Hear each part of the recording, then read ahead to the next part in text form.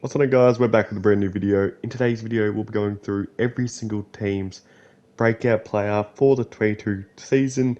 Now, this is all just predictions, there's nothing really behind this. I just think that these players are primed in their career, they're getting more opportunities, or they're ready, they look developed enough to break out and to the next step of their career and become an actual star. So most of these are, they could be players that may have already been a great player in the league, but they could be an absolute superstar, a top player in the league that you might see. So without further ado, let's get into it.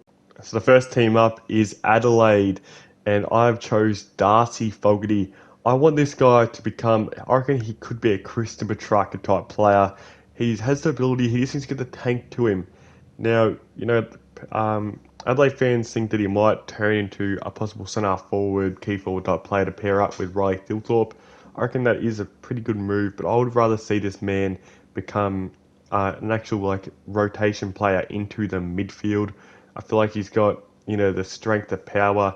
I think last year against West Coast at Optus Stadium, we saw him throw two blokes off him and then get a clean kick away or a pass away.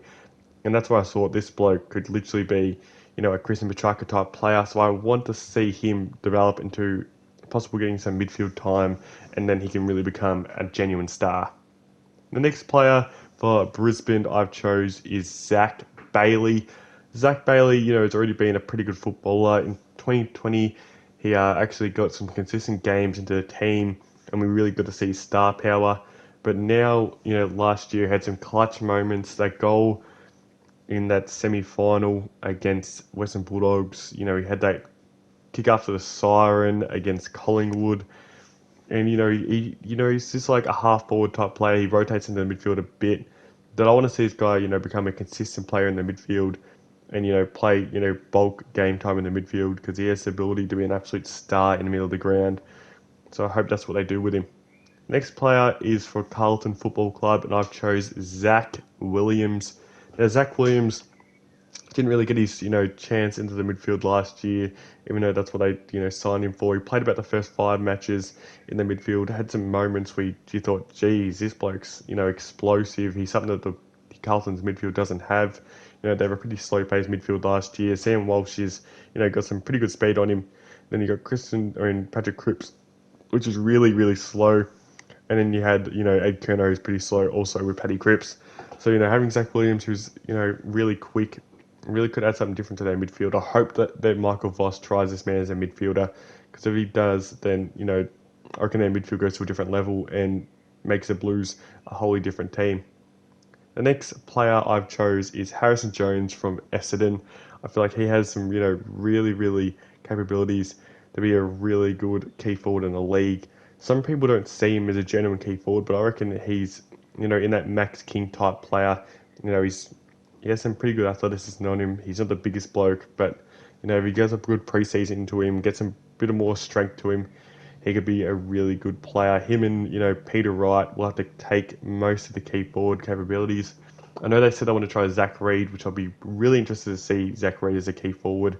He's played there in juniors. And then Aaron Francis, who got chucked down there because they literally had no other options last year. I don't think they'll try him again as a key forward, but we'll have to wait and see. While reading to my notes, I totally missed Collingwood, and I chose Jordan De Goey. You probably think this guy had a spectacular 2018 campaign where he was one of the best, hybrid forwards in the competition. But this is a different Jordan De Goey than what we've seen in previous years. He's now, transitioned to a midfielder. Back half of last year, when he fully transitioned to a full-time midfielder, he averaged about 30 possessions a game, was a clearance beast. So I reckon that he can go to a different level and be up there for the Brownlow medal. I reckon he could have capabilities to be a top 5 in the Brownlow medal next year, and even win it. That's how I reckon Jordan De Goey could have an absolute brilliant season. He's going over to LA right now and training with the same people that, Marcus Bonampelli and Christian Petrarca, trained with before they had their breakout year. So, he's doing all the right things. He finally got his mind right on football. So I reckon this is when Jordan De Goey goes to a different level. Next player I've chose from Fremantle is Liam Henry. Now, Liam Henry, got touted. He was, I think, the same draft as Cozzy Pickett and Cody Waitman. I think they were like the 3 small forwards, and Liam Henry was in the Fremantle Academy, and he ended up being, average. He was, he's an alright footballer. He's been injured a bit of his career, which has seen him miss a lot of football. But I reckon he's gonna have a type of year that Cozzy Pickett did this year. Break out into the scene, it'd be really exciting. In his last, few games of 2021, he did play pretty, really good football. I love the way he went about it. He showed, he had the pace to break away, his electric pace. He can even, take a good mark when he needs to. He's finally learning the game of, football at the AFL level. So I can't wait to see what this guy does in the future. Next up is Geelong, and I've gone for someone that hasn't even officially signed with Geelong yet, but is Tyson Stengel. He finally got a chance after the little drug incident with Brad Crouch in 2020 that got him kicked out of Adelaide. That, now he's paired up with Eddie Betts, who's now, I think, a developmental coach or something along them lines, who was his mentor at Adelaide and really bring him and chose to be at Adelaide. And now that, he's at Geelong, I feel like that this could be where we actually see all the talent that everyone knew that Tyson Stengel had. He probably will break into their best 22, probably kicking out someone like a Luke Dalhouse, who I know a lot of Geelong fans hate. And he could end up being an absolute star small forward and surprising a lot of people next year. So that's why I've chose Tyson Stengel. Next up for Gold Coast, I've gone with Noah Anderson. And Noah Anderson, kind of was in like the background when Matt Rao got drafted, but it was Matt Rao's best mate. But this guy is a genuine star. He still needs to build a little bit. He was kind of after a bit of an outside player, more of a wingman, but he's shown that he has the capabilities to go into the middle and be a really great footballer. He can get a lot of the football. He has an absolute brilliant kick. He has a decent pace on him. He is 191 centimeters, which is absolutely so tall for a midfielder. And I could see him, break out into a real star midfielder and not be in the background of Matt Rao no longer. Next up for GWS, I went with Jake Riccardi. Now, I did choose Jake Riccardi last year, but then they decided to kick him out of the forward line because, they did have a pretty stacked with tools down there. And I hope they do chuck him back into a key forward, which I think they will do, because then they have the three tools of Jesse Hogan, Harry Himmelberg, and Jake Riccardi. I feel like they're a bit, they could be a bit short in the forward line, especially with Jesse Hogan being pretty injury prone. You can rely upon Harry Himmelberg every week, but have that three big forward line could be absolutely great for them. So that's why I reckon that Jake Riccardi will break out in 2022. Next up for Hawthorn is a guy I'm a big fan of, Conor Nash, the tallest midfielder in the competition. He's 197 centimeters, taller than any other midfielder, taller than the Bont, taller than Patrick Cripps. And this guy had a great back half of 2021. He kind of didn't really get the opportunity. He was drafted as a key forward. I think he's one of these Irish boys that Hawthorn picked up, and he has such a great running ability for a guy of his size, and he was just not working as a key forward. But they finally decided to chuck him into the midfield because he has the body for it. And geez, this man is great. I love what I see from him so far, and can't wait to see what he can do with a full season, a full preseason as a midfielder. And this guy will be something else. I reckon he has Paddy Cripps potential. I'm not sure if he can get to the heights of 2019 Paddy Cripps, but I reckon this man could be an absolute star. And watch out for this man. I've never heard anyone talk about this man, even though I reckon he had an absolute brilliant second half of 2021. Next up is the reigning premiers, and I've gone with Sam Wiedemann from Melbourne.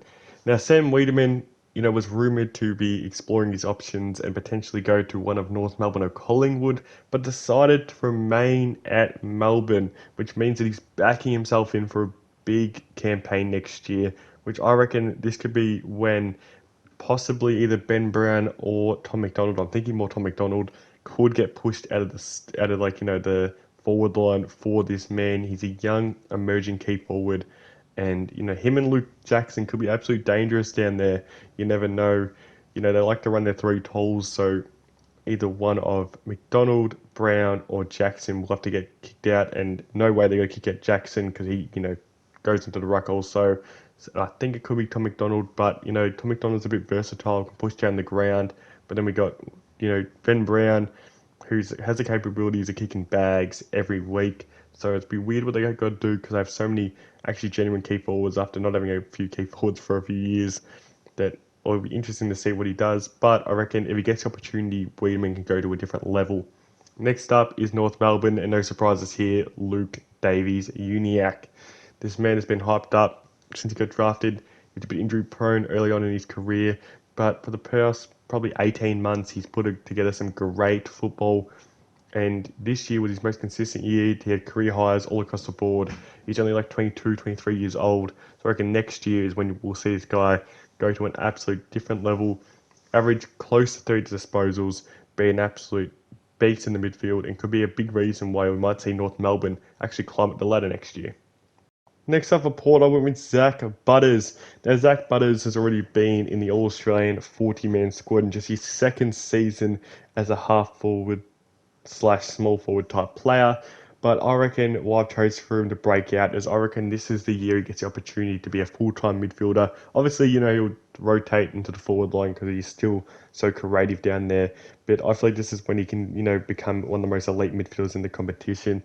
I was watching him play early on this year, and he literally looked like a Gary Ablett Jr. clone out there. That's how much he just looks so alive in that midfield. He's as hard as anything, has electric skills, can kick a goal, and is just so creative with ball in hand. And not to talk about, he actually has some pace on him that is a bit different to that, Port Adelaide team. They got Ollie Wines who's a bit slow, Travis Boak that's a bit slow, William Drew that's a bit slow. Just to have someone like a Zach Butters who's electric to go through that midfield will just be do absolute wonders, not only for Port and can actually bring Port to a different level, but can just send him to superstardom.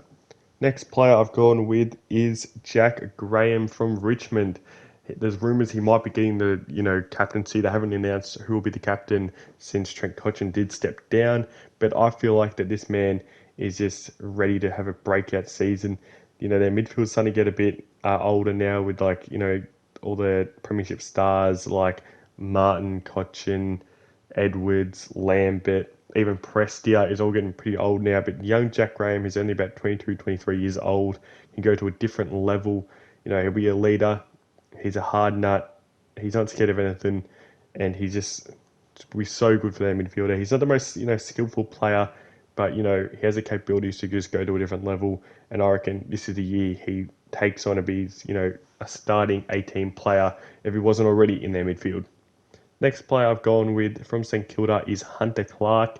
Hunter Clark, has been, comparison since he got drafted with Scott Pennebury. Silky skills. Looks like the game, slows down around him. And I reckon this is the year he breaks out to a full-time midfielder. They were planning on chucking him into the midfield this year, St Kilda, but obviously the whole St Kilda team's got riddled with injuries, and including him, it seemed like every game he played, he somehow got injured when he came back from his return. We saw him, earlier on this year when he wasn't injured against Hawthorn, where he just took the piss, had about 30 touches, 2 goals as a midfielder, and that's when he really saw that if he can do that on a consistent basis, he can literally take St Kilda to a different level. Because, their midfield, does get exposed a bit at times, when some of their players aren't on, and he just adds another thing to their midfield that'll be hard to stop with Jack Steele. Next up for Sydney, I've gone with Chad Warner. Now, this guy only played I think his first or second season last season, and he just looked just an absolute crazy good footballer. He wasn't consistent. He wasn't really that consistent across the board. He had flashes where, went missing in games, but it was only his first or second season. But that game against Richmond, I think it was round 3 or 2, where he just took the piss, got the clearance out of the midfield, broke a tackle from a Richmond player from 50, slotted it, and you're thinking, geez, and this bloke's only, 19, 20 years old, and he's doing that type of stuff. When he gets a full preseason under him, I reckon he could be, great part to their midfield, even start to their midfield. They got the older midfielders like Luke Parker and Josh Kennedy that are coming up now, and I think someone like Chad Warner could be, starting in the middle of the ground, as good as next year. That's how good I reckon this bloke can be. They've actually found an absolute star in Chad Warner, and he's ready to take the game on. Next one I've gone for West Coast is Alex Witherden.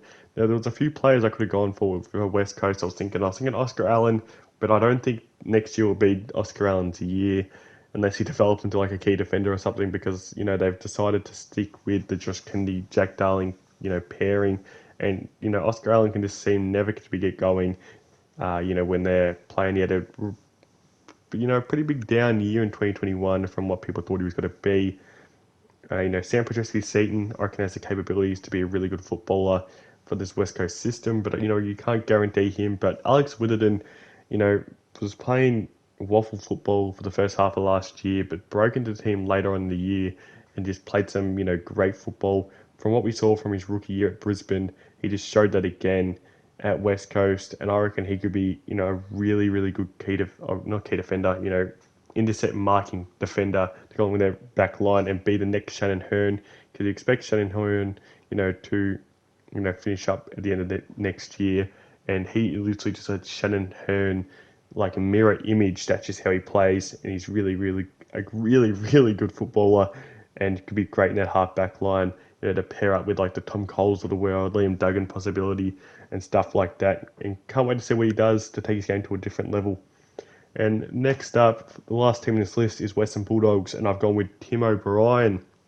And ever since the trade period, I've been so big on Tim O'Brien. I reckon he is the Dogs' missing piece that could take him to a flag. Has the capabilities to be like a Jake Lever. He has some great hops on him. He was top 3 in Mark of the Year this year. When he's been swung back, he has taken the piss. Taken 8, 7 like intercept marks a game or intercept possessions. Back there. I think against Western Bulldogs, I think it was around 20, where he gathered about 25 disposals, 10 marks, and just looked like he was everywhere in that back line when he got swung back in that game. And that's probably where they thought, geez, this bloke's great and he's out of contract. We could definitely use a player like that. So I reckon he's going to have a breakout year. No one's going to expect him. Hawthorn fans don't like him, but us Bulldogs fans will love this man. Him, Ryan Gardner, and Alex Keith will be, I reckon, a great trio down there, and will definitely help their back line, because that seems to be the Bulldogs' weak point at this part of their rebuilding, or not rebuilding stage, of their premiership tilt. It seems that their back line is always holding them back. So thanks for watching, guys. Make sure to drop a like on this video if you did enjoy, and make sure to hit that subscribe button because we're trying to get to 1,000 subscribers.